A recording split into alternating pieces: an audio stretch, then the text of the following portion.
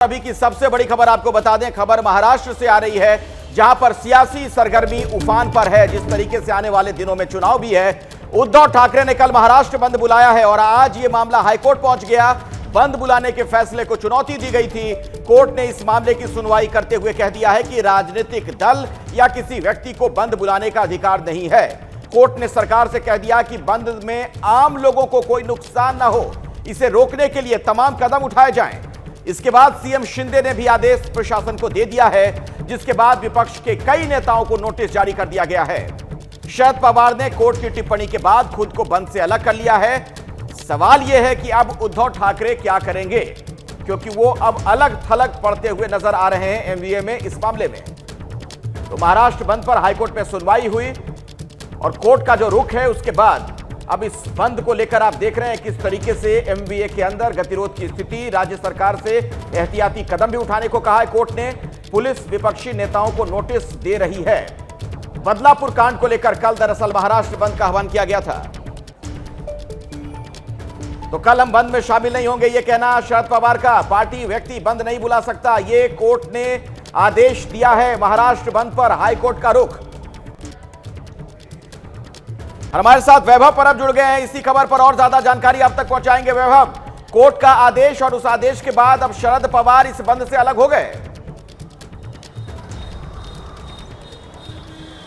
यानी इसका मतलब साफ तौर पे दिख रहा है उद्धव ठाकरे यहाँ पे अकेले पड़ गए हैं और एमवीए के गठबंधन में कुछ सही नहीं चल रहा है, अनबन चल रही है। ये तो साफ अब हो गया है, क्योंकि एक तरफ उद्धव ठाकरे दोपहर में पत्रकार परिषद लेकर जाहिर करते हैं कि आज कल का जो बंद है उसमें सब शामिल हो जाए, 2 बजे तक बंद होगा। उसी कुछ घंटे के बाद अब अपना समर्थन है एमवीए के घटक दल शरद पवार वो ट्विटर पर लिखते हैं कि हम इसको समर्थन नहीं करते हैं, हम इससे समर्थन वापस लेते हैं।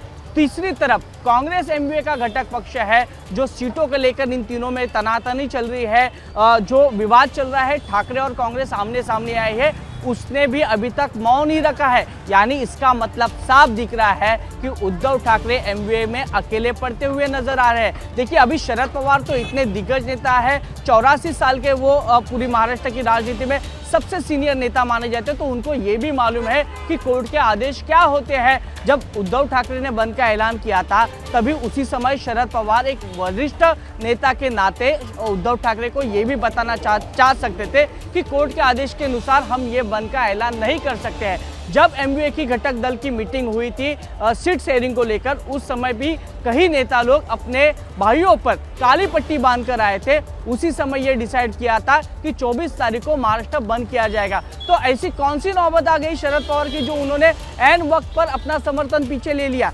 उद्धव ठाकरे को अकेले गिराना यह मकसद था कि यहाँ से केंद्र से जो सुरक्षा दी गई है वो पारिवारिक सुरक्षा है या राजनीतिक सुरक्षा है, इस पर अब सवाल उठ रहे हैं अखिलेश। वैभव, देखिए एक बात और भी है, जो खबर आज दिन में आई थी कि सीट शेयरिंग को लेकर कांग्रेस और उद्धव ठाकरे वाली जो शिवसेना है, इसमें तकरार की खबर आई थी। अब शरद पवार की इस चीज से, शरद पवार का बंद से दूरी बना लेना, इसका क्या सीधे तौर पर एक बड़ा मतलब हम निकाल सकते हैं कि ये जो धड़ा है एमवीए, इसमें सब कुछ ठीक नहीं है?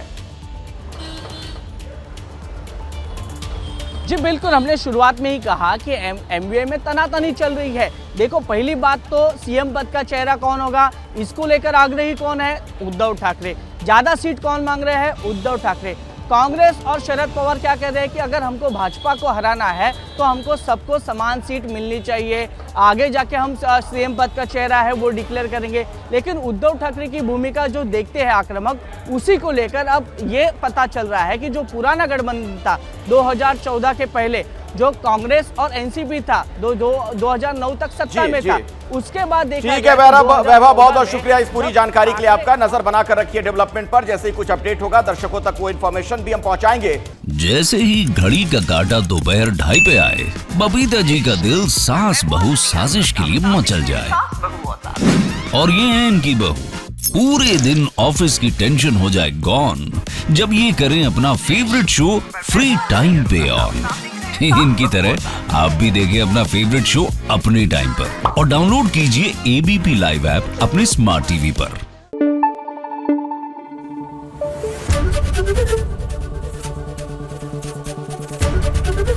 एबीपी न्यूज आपको रखे आगे।